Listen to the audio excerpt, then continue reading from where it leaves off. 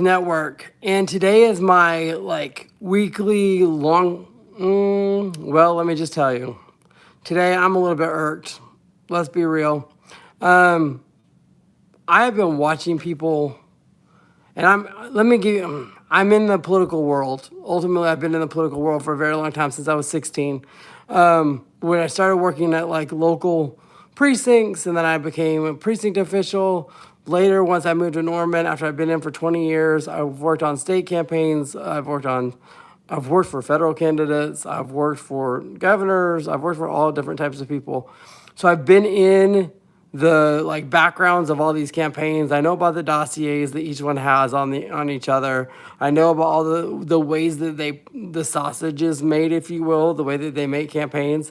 And yeah, it's brutal. There's some fascinating things. There's some fun things too that I would love to tell you about. Like, did you know that the night before an election, there's people out there late at night that put all those signs out right before you go into the polling places? It's super fun. Like, that's adrenaline filled. The pace of a campaign is amazing. It's a lot of fun to be in it. It's a lot of fun to really fight for your person and really just go with it. I mean, as a political science major when I was younger, I loved it. I thought it was the most fun thing to do, and I thought democracy depended on it, and it was a great opportunity for me to, fight for something I believed in, fight for a candidate I believed in, and then going out there and really just doing it. And I had friends that were super liberal and friends that were super conservative, and I have some that were politically agnostic, where they didn't believe in anything. And they're like, we don't want the government anywhere near us. And I was like, so it's super fun to kind of sit down and talk and really visit and find out where I was in the spectrum and all of that. Let me tell you though, stuff's gotten real. I'm just saying, I have never in my life seen such weak candidates who can't seem to be able to, tell people what they believe in and go after everybody around them. That part of it, I don't understand. Why? Because I loved boring campaigns. I know that's a crazy thing, but I kind of loved it when they would go out there and say, this is what I believe in, this is who I am. And I'm like, one of the things that just pisses me off, to be really honest with you, is the fact that we have state leadership that does not promote our state. It drives me nuts that they're too damn busy thinking about their next campaign than they are to actually take care of the state of Oklahoma and really get out there and support our state. There's no damn way that we should ever be losing to the state of Texas on any company ever. Why? Because we are an incredible state, and yet when you look at what we're up to, we look like Keystone Cops up here. We have we really do. It's super sad because I'm like, we are an incredible state. We should be able to beat every state around us. Politically, we're conservative. We've been conservative for a long time, but guess what? Surprise, guess what? We used to be a Democrat state. When I was young and first started in politics, it was all Democrats, all of them. We had Gene Stipe. If you don't know who that is, please look him up. You'd be shocked. I mean, it's a fascinating thing. We didn't have any term limits at all. People were there for generations. It was wild. But there's no way we should ever be losing to the state of Texas. The companies that have said no to us have come in here and have seen our state leadership and said, we don't want that. They've come in and seen that they're like, we don't need that. We don't want that. That is nothing that we need. And I'm like, that should never happen. That means we have a bad salesperson as an executive of our state, and we don't look great nationally. And if you don't believe it, please put in Oklahoma in the national news and see what pops up. You're going to see the number 45 a lot and 49 a lot, and you're going to see a whole bunch about a certain state superintendent that everybody just loves. And I'm like, and you're going to see some crazy stuff that we're saying we are, when if you really come here, we're not that at all. We're not any of that. We're incredible. We're incredible ranchers. We're incredible farmers. We're incredible innovative people. Aerospace is our jam. We are really good at aerospace. We are phenomenal when it comes to weather. The military, we have 4 military? Is it 5? Let me think. Hold on. We've got Vance. We've got Altus. We've got Tinker. We got Fort Sill.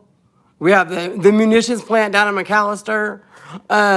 I think we have five. I think we have five total installations in the state. So we are a patriotic people too. And I'm like, we love our military and we are good to the military. In case you've ever wondered, military out there, you want to get stationed in Oklahoma, why? Because people will like you. In other places, by the way, secret, in some places they don't. Like they're not as kind to the military as we are here, which is really, really odd. But we have so much potential. We have so much opportunity. We have incredible economics waiting to happen, but instead we're fighting stupid shit. We're just fighting stupid stuff. And I'm like, it is seriously so frustrating because we should be able to compete with everybody. And this is my thought, not only at the state level. Trust me, if you watch any of my videos dealing with the city of Norman and locally, you will see I say the same damn thing. And I said the fact that we are not sitting at every table that Tulsa and Oklahoma City is sitting at, I do not understand. I don't understand that. At the same time, Oklahoma should be sitting at every table. Why? We're in the middle of the country. So if you need to ship anything anywhere, we are a perfect spot for you. We're at the intersection of I-35 and I-40. We have incredible rail. We got a lot of land. So if you need to do that, we have a spaceport that is just, it's out there in Burns Flat, but it's not being utilized to its full potential, which needs to, by the way, since it's sitting out there. And that runway used to be Clinton Sherman, and Altus used to go there and drop their planes and come back up and go back to C5 Galaxies. It was amazing.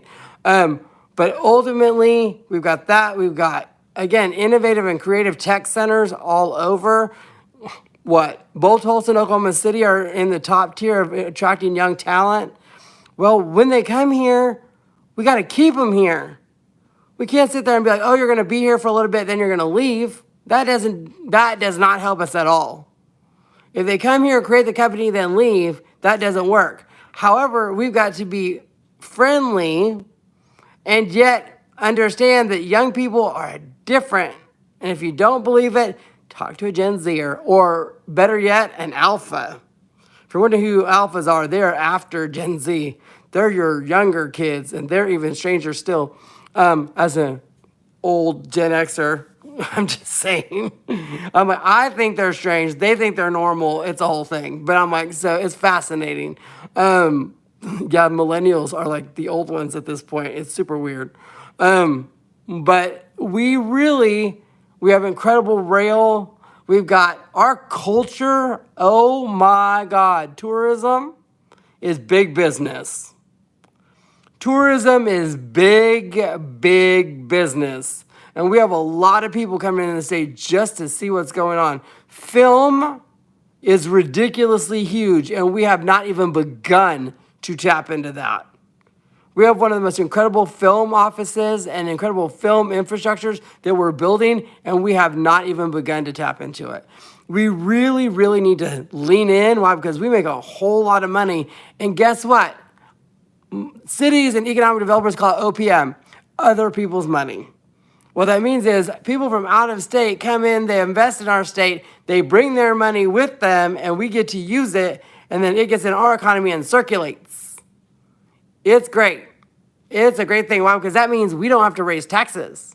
That means we don't have to raise property taxes. That means we don't have to do other things because we're using other people's money. So if a company comes in and invests in our state, we don't have to use our money. We get to use their money. So it works out really, really good. So economically, that's fantastic. But we have to be a place where people want to live. My best example of that is still Oklahoma City.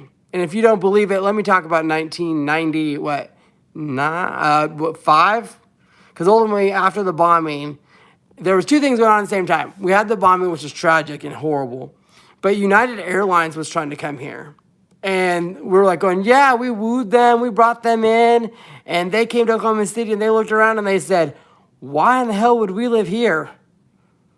They said, there's nothing to do. Our people would be bored. And there's no quality of life. It's a big old dusty western town.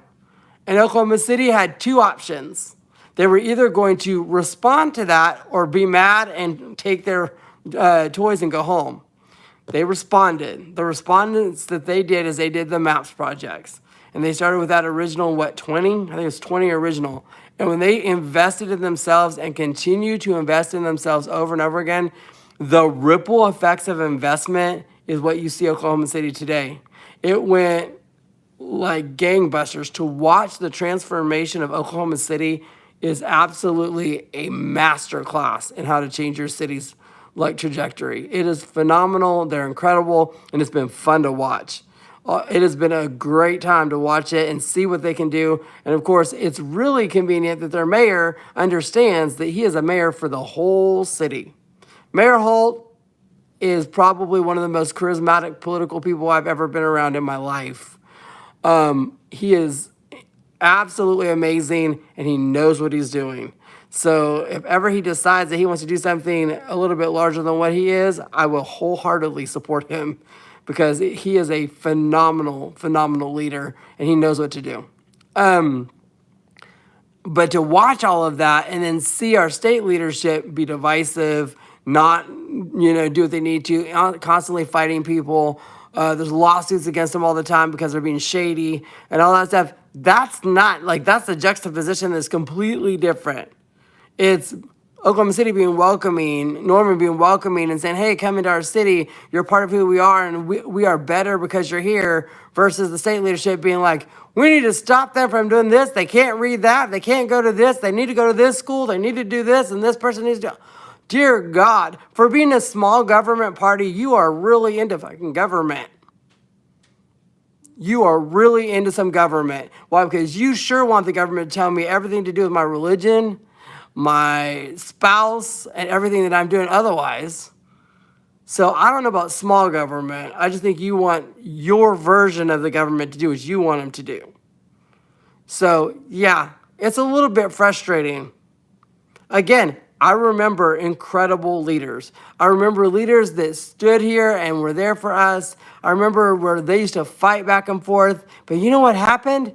They fought like hell in that Capitol building. But at the end of the day, they put it down. They'd go have a drink together. They'd go spend time together, and they would, hash it out, and they'd be friends afterwards. And I was shocked. When I first saw that, I was shocked. Because I thought you hated each other. Like, no, absolutely not. We just disagree.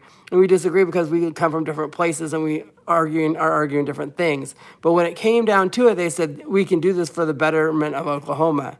And yes, there would be rural legislators that would help out urban legislators, and urban legislators that would help out rural legislators. Why? Because they did what was best for their people, and they were able to help each other out. I'll give you this and help you out here. You help me out there. And you know what? If we're all doing what's best for Oklahoma, guess who wins?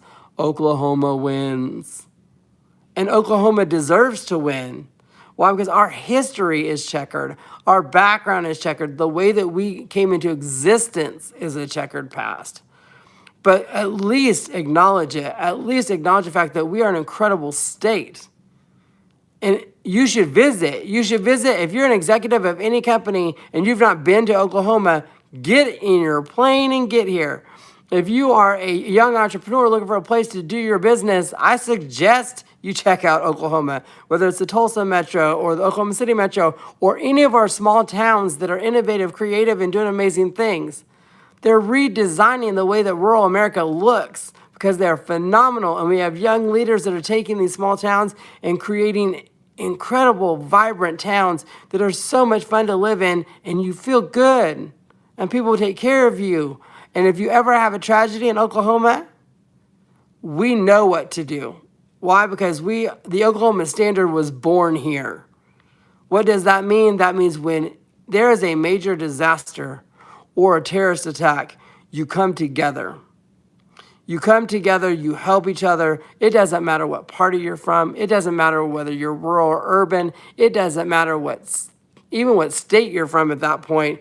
We don't care about your gender, your background, or anything. When a disaster happens, you are a heart that hurts, and we are there to help you. That is the Oklahoma Standard. And you know what? Our Oklahoma Standard has not only happened here. We've taken our Oklahoma Standard and we've gone to other places. We went to New York. We've been in all the major disasters. Our firefighters have been all over this country. And yes, the Oklahoma Standard is currently in the Southeast, helping the Southeast, and will always be there. Why? Because we are there for those that have been there for us. And we thank you and we appreciate you. And it's amazing. So this is also part of who we are. So yeah, I get fired up and I get mad about stuff because I don't think people get to see the Oklahoma I get to see. They don't get to see the farmers that are working day in and day out from sunrise until sundown to get those crops in, to make sure the cattle are fed, to make sure that they're growing vegetables and fruits and all the things that we need. And I'm like, and to really be out there and do that so that we all can have what we need. I mean, they don't get to see the person that's getting up to cook your food in the morning, and they may be at that restaurant at 4 o'clock in the morning so that you get breakfast at 7. Who's cooking your food? Do you know? I'm like, do you know who's in there, who's doing the work? All the retail people that are out there that are making sure those shops are full and in stock so that when you walk in, you get to have the things you need. It's a blessing for us to have that happen. And it's something we need to think about. It really is, because there are so many people right now that don't have even basic needs. They don't have electricity. They don't have portable water.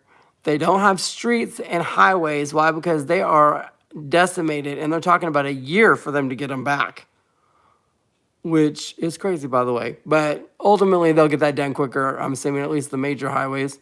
But so we are just in this space. We need to be very grateful. We need to understand that we are in an incredible time. We have an opportunity, and the opportunity is, are we going to work together? Or are we going to fight each other?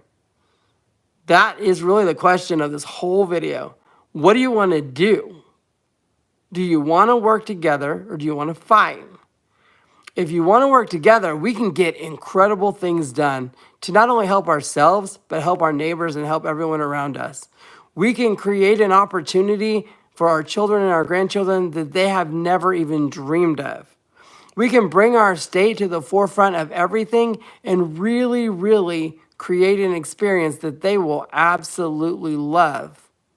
And we can make sure that people want to come here, that they want to invest here, that they want to live here, and that they want to visit here. And the way that we do that is by showcasing our state, by having leaders that can do that. I've had political candidates come to my house, and I tell them the same thing. Stop going up there and being arrogant and ridiculous. Go up there, represent the state of Oklahoma, and sell it. That's what I want you to do. Get up there, represent your people, do what you're hired to do, and sell it. Sell the state of Oklahoma. We should not be dealing with all the stuff we deal with, but people are trying to capture headlines. I don't care about your headlines. I care about my street. I don't care about your headlines. I care about how my city is, whether I feel safe. I don't care about your headlines. I care about whether my schools are the way I want them to be. I don't care about your headlines. I said, I don't care about your political career. I hired you to do a job. And if you are confused, let me help you. I hired you. Let's say that one more time for people in the back. I hired you. Don't get it twisted. You didn't get that job by accident. We went to vote. We voted you in. We very well can vote you out. So be aware of who has the control at this moment. It's not the company that paid you all that money to do the advertisement to attract my vote. It's me going to the ballot box and voting for you. So ultimately, you need to remember that you work for me. And for those of you that say, well, it doesn't matter, I don't need to vote, who cares? I'm going to tell you, then you better trust me to vote for you. What does that mean? That means you better trust me to vote for you. Because if you don't like the way that I vote, but you want to complain and you don't vote, I'll vote for you. And trust me, I've got plans. I've got plans. I know what I want. So I will go out there, and I will tell you I've missed one vote. I am 48 years old. And I've been voting since I was 18 years old. I've missed one. I vote in every election. It could be whether it is a contract for OG&E, down to presidential elections, to local elections, to bond issues, to state questions. Absolutely every vote I go to. When my wife and I were dating, one of the prerequisites was that she voted. And she would get a sticker, and the lady at the precinct would be like, here's your sticker, so she could show her boyfriend, at that time me, who's now my wife, and she would show me that she voted. Because I said that was a deal breaker for me. I have to have people in my house that vote. I said, I've seen elections down to 8 people. 8. Or even less. It is wild. And like families could get together and vote, and they would have voted that person in. So to say your vote doesn't matter, it does. And I will say it matters more the more local you get. So federally, there's a bunch of us. But even then, if you don't vote, oh, you'll see it. But then you get statewide, it gets closer. It's closer to your house. It's at 23rd and Lincoln. You then get in the city, oh, then you're just up the street. You're over there on Gray. And I said, and so you guys, and you got your neighbors that are voting. So we have all that that's happening. I am an advocate for voting. I don't care who you vote for. I just want you to vote. It's not my job to tell you who to vote for. And I won't do that because I just want you to participate. I want you to be in it. Because if you do that, democracy is better. Democracy works when people participate. Democracy does not work when people don't participate. It also does not work when people are trying to deny people the right to participate. If you are trying to stop people from voting, then you are not a democracy, period. But I need us to be clear too, we are a representative democracy. We are not a direct democracy. We do not vote on everything. Why? Because we are not Greece, and we can't get all 200 million of us together. So we send representatives to do that. If you don't like the way that they've done that, vote them out, because that is exactly how you do that. You don't get to vote on everything because we don't have the time or the energy. If we did, we would have run for office. And so that's where that comes from. So yeah, you may disagree, but ultimately, these are the people we elected. And again, I'll vote you out. If I think that you did something you weren't supposed to, I'm comfortable. I'll vote you out. I'll help you get unelected. I've told people that. I've said, if you don't do what I need you to do for the health and safety of my family and my community and what I want, I can promote the fact that you need to go. I said, I can do it. It is very, very important to me. But again, I have a vision. It's my vision. It's clouded by my experiences, my background, my judgment, and where I come from. And so I recognize when I talk to someone that everybody's vision and version is different. Why? Because we come from different places. I grew up in Altus. I grew up in Weatherford. I grew up in Clinton. I grew up in Western Oklahoma, and then I came to Oklahoma City, and then I came to Norman. So I've been through a lot of different cities. I've been in a lot of different spaces, seen different ways of doing things, and brought it with me. So those are ways and things that I am thinking when it comes to the idea of like engagement, like political engagement and social engagement, is you go out there and you make your voices heard. Do you win always? No, you don't. I mean, I wish I could sit here and tell you that every candidate that I ever wanted won. Not true. Not true at all. I've been on winning campaigns. I've been on losing campaigns. And you know what? The highs are highs, the lows are lows. And you know what? You live to fight another day. And you just recognize that we didn't win this one, and we'll win the next one next time. And you fight harder next time. But again, I'm looking for visionaries. I'm looking for people that can bring our state up in the world and can show a vision for Oklahoma. If you are doom and gloom and dark and everything's bad and horrible, I don't want to live under that. I just don't. I said, I can't. I need a vision. If you have no vision, I don't need you. And I know that those are very direct words that I'm using, and I'm okay with that. Why? Because I've never been one to beat around the bush and not say what I think. Like, that's not the way that I do things. That's not the way that I operate. And so I'm not going to do that. I'm going to tell you what I think. And if you like it, great. If you don't, that's fine too. Why? Because that is an opportunity for you to have a thought and an opinion. And I'm glad you have one. So I wanted to do this and just really get this out there because I think we're in an interesting time. And I want us to do a couple different things. Look for vision.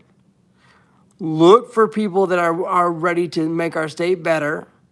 Look for leaders and not people that are just looking for their next job. If you are doing that yes, leaders, it takes a lot. It takes a lot. It's hard. You're going to make decisions people are not going to like, and you're going to make them anyways.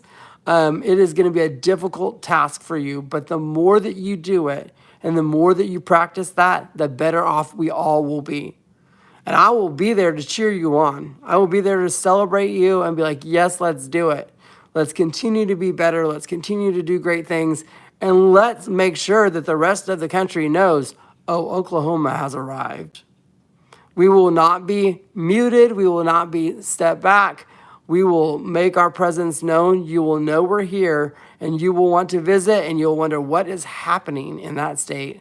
And then come and visit. Let us wrap our arms around you, make you feel like you're home, and come and check us out, because we're in a phenomenal state.